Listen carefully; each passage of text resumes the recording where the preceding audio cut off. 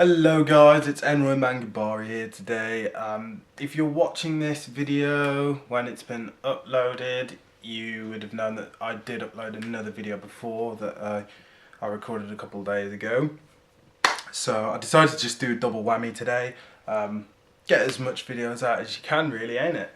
So, today's manga recommendations we've got in the background, but because I don't have a tripod yet, I can't get the right shot so you can see me and see the recommendation part, so I'm just gonna leave it like that, or maybe even you guys can get a, no, it doesn't want to zoom in.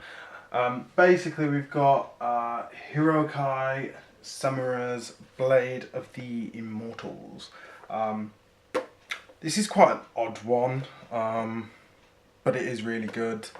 I say definitely look into it. If you're a fan of nitty gritty hardcore samurai manga, then this is the one to go. I do believe that, yeah, this is like a Western make because it goes the other way around, I believe, and it is it's Dark Horse as well. But these are high quality Dark Horse comics. They're really thick as well. The paper quality is so different than what you expect from your traditional manga. Just a little show there. And then we've got Basilisk as well. Now I'm sure a lot of people are aware of Basilisk. Definitely give Basilisk a go.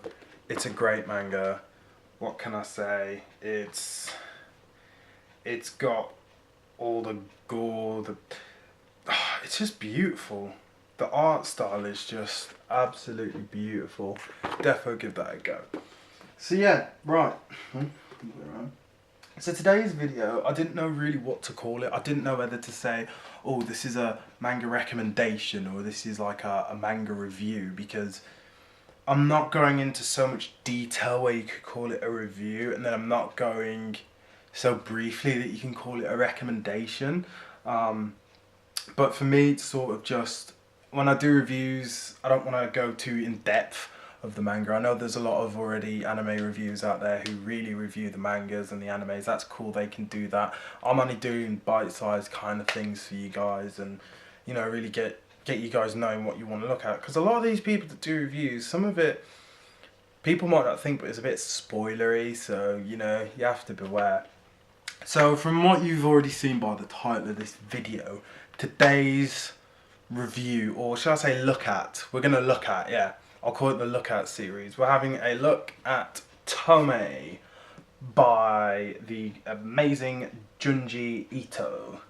Now, this is my first ever Tomie manga. I'm not really in depth in his work, saying that, so when I mess things up later on, people can stop flaring me.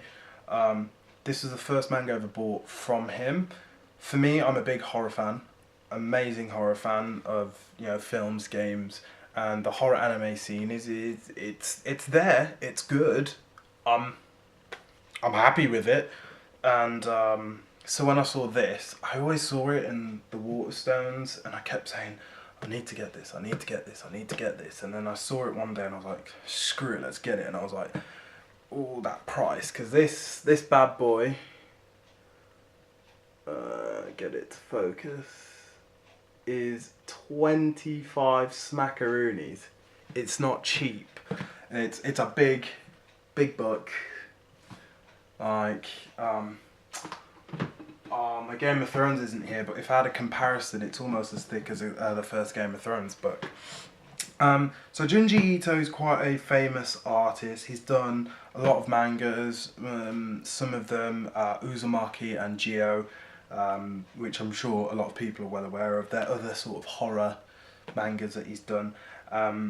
They seem to be not sort of massive set series, but like 2 volumes or 1 volume. Tomie is like 1 big volume, and they're like it's like a complementation, if that's the right word, the right pronunciation. But it's like, yeah, a complementation of that's the one, complementation of stories within the story sort of thing, and that's how Tomie's kind of set out.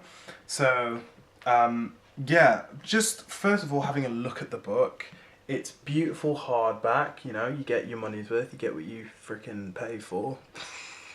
25 quid. It's everywhere that has sort of words and stuff is glossed over and shiny, as you can see there. Do you know what, for an old camcorder, this is actually not doing too bad. Yeah, it's all glossed over. And then everything else is matte, so it has a matte touch, which is really nice. And you can see just the artwork on the spine there of Tomie's face, and even on the back you can see, if you look really closely, there's artwork of her. The front is artwork of her. I'll get that in shot, yeah. Really nice. Yeah, what can I say? The art style of Tomie is quite unique. It is very unique. I like Ito's style. It's not trying to be like the modern day mangas, the modern day animes, where everything just looks so nice and so like almost pastel looking the colour schemes are to me these days. This is very like, as you can see, it looks old school, which is what I really appreciate. And so yeah, the story of this is basically, where should I pop this for you guys? Right there, yeah.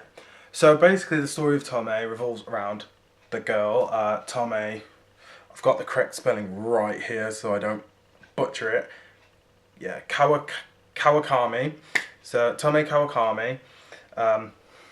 And she's just your ordinary high schooler, but what happens is, well, she's not even ordinary. She's a horrible bitch, horrible person. She's very like self-indulgent, vain. She's really beautiful, so she kind of knows. She's one of them girls, yeah, that know they're absolutely paying. Like they know they're sick, and they exploit it. And throughout the manga, you really see that. You really get the sense of her exploiting her charms, her finesse. You know, this girl can finesse, not even a joke. Just to show you like a little page, because obviously I don't want to spoil and show you guys too much. But at the start of the manga, she doesn't seem to be as pretty, and it's sort of later on, to me, I kind of feel like that's where her supposed beauty comes in. And I mean, she is really that stereotypical pretty girl. Look at her right there. And she's got like a beauty mark under her eye and, you know, things like that. But let's get out of the way. She's pretty, and something really screwed up happens. So they go on this field trip, and I'm not going to go into details, but something happens to her, and she's never the same. And basically she becomes this thing, this creature, and boy does it wreak havoc on people. The one thing to say is that her and men don't go well together. She has these abilities and powers that affect people in the most frightening ways possible, I believe. As a man, it's just not okay. So yeah, it's very dark, very twisted. I'd say it's a lot more for like the mature kind of people. The dialogue is really nice. It's not sort of generic. There's a nice rapport between characters and the way they talk. The main characters you'll see throughout is Tomie. You don't really see characters last that long from each chapter. They sort of just, you know. She's the main centre point, main focus. Have I finished this yet? No. Yeah. I'm like 3/4 of the way through.